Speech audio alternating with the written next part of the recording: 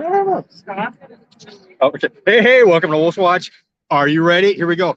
Kenya, Baskets and Beads live. This is the ever intrepid Eldana Luis Fernandez, founder of basketsandbeadskenya.com.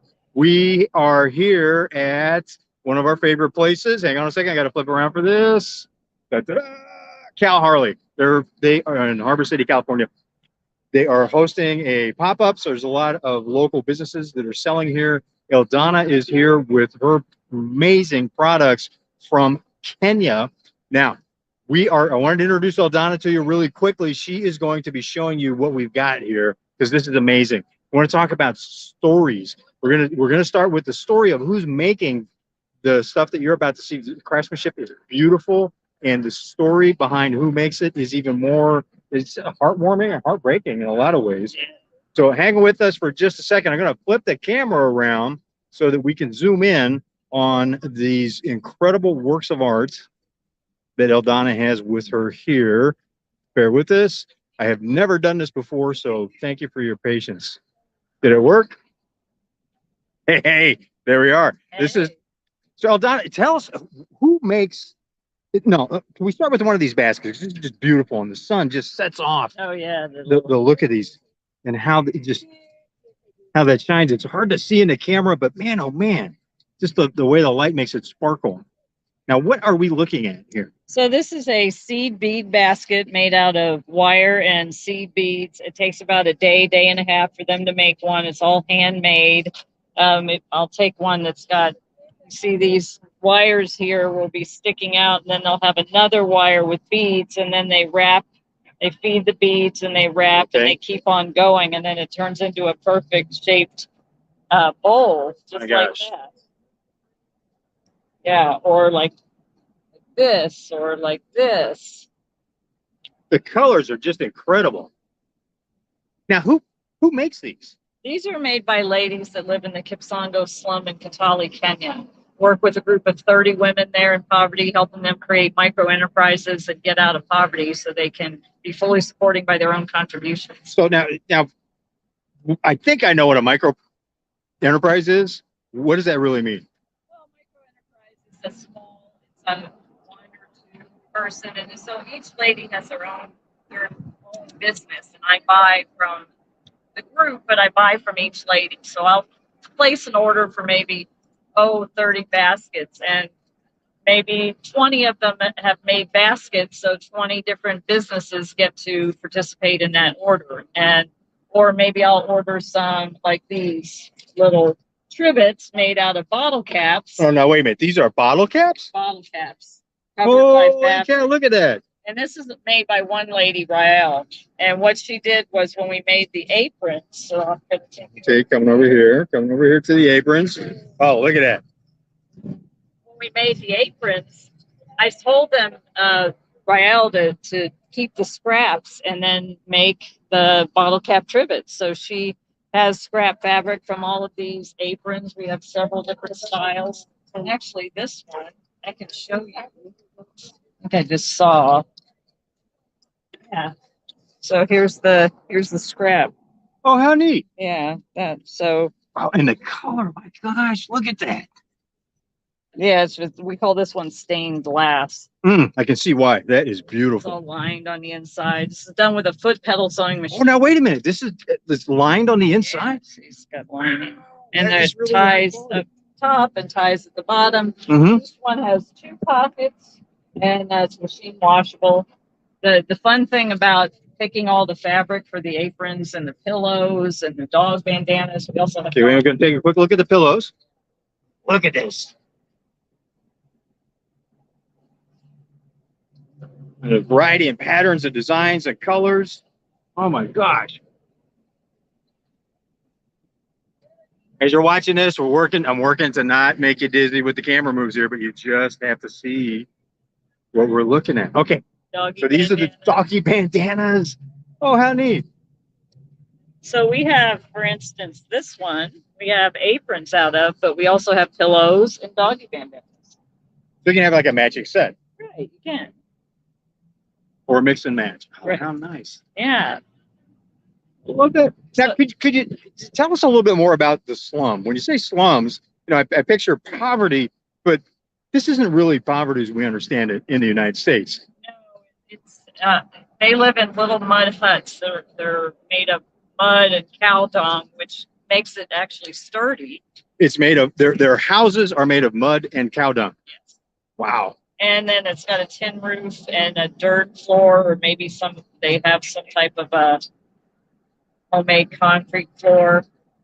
It's probably about the size of this 10 by 10 space, or a little bit bigger. Not very big at all, depending. Some have a little bigger, but all of them live, and they usually put a curtain in between to make it so they'll have a bedroom and then their living area. They have like a couch in there and a table, and most of them don't have electricity. So all these things are made with foot pedal sewing machines. Well, so when you say foot pedal, I'm glad you mentioned it, because when you said foot pedal sewing machine, I'm thinking, oh yeah, like my mom had a little foot pedal that you work on the electric, but no.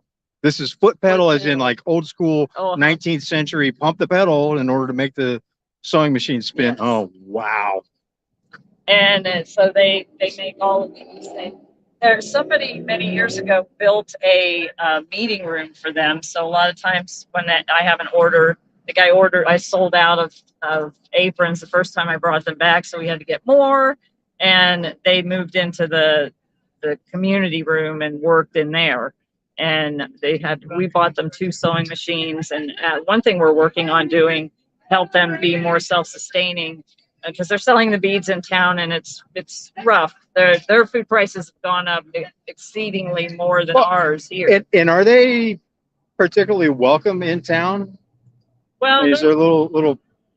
No, they're from the Turkana tribe, and most of the people in Katali are from a different tribe, and if they live in the slum, they're discriminated against. They're not welcome in places. There's one place we used to go and have we'd have a tea party when I would come back. That was our final thing, celebrating. Oh, nice. And we'd have tea and a mandazi, which is a little kind of a triangular donut. They call it a mandazi there.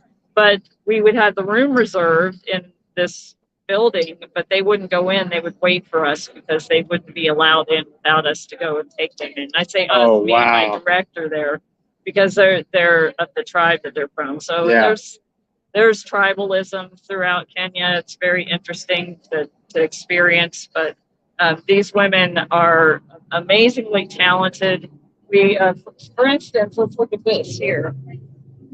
That's made out of magazines. Oh no! Wait, that is made from magazines. Yeah, that's paper. If you look real close, you can see how it's rolled. I'm telling you, as you're watching this, you have got to see this in person, because these are beautiful. They look like they're stone. Yeah, but they're rolled paper, and then they have varnish. Oh, so that's what gives it the detail on the top and the bottom. Then yeah, the swirls. Oh, so, wow. This is paper that came like this, and then they just rolled it, and then they put the seed beads in between. Wow! And then they make incredible. They make bigger bracelets. I'm just fascinated by the colors. Yeah, it's just so amazing. And the patterns. Stretchy or a wrap bracelet or a stretchy one. Like that. Nice. Yeah, Christmas colors. How much of a difference does this make in their lives? So the business that they're now running with your help. A couple of our women able to leave prostitution, so there's no government help for food or anything there. They have to pay school fees for their kids to go to school, and women were like prostituting themselves, picking food scraps from a dumpster, or they were selling illegal alcohol, and if they got caught, they went to jail. And this has gotten a couple of the ladies out of prostitution, and then we're working on getting the sustainability. We were very close before COVID. After COVID, that we ended up raising $800 to $1,000 a month to make sure they had food, because there's no government help for food. There's no food stamps. There's no food pantries. There's nothing. So if you don't have money to buy food, you just starve. There's no soup kitchens or anywhere for them to go. And I couldn't very well sit at my table knowing that I had food. Couldn't buy any product from them. All the stores were closed. Nothing was selling online. So I couldn't sit at my table and not know that they weren't eating. So I made sure that we were able to raise $800,000 every month for 2 years, and then they backed off from that, but now they've had a serious drought. Uh, their food prices have skyrocketed. Usually, what I do as a bonus is I'll give them food when I go. What we used to get for $800 was $1,200 in June, and now $800 only buys a portion of what we used to get. So it's been pretty rough. So we just raised a little money to send them some food packs. I'm working hard to get more wholesale orders and get more eyes on the product, because the more that gets bought, the more I can reorder. And I don't. None of this goes into my pocket. Obviously, it has to go back in to do business expenses like Sure. Shipping and renting spaces to come to events and things like that. But everything else goes right back to buy more product. As we're looking at these just incredible works of art, you had mentioned when we were talking pre-show that there's an effort to now start farming as well?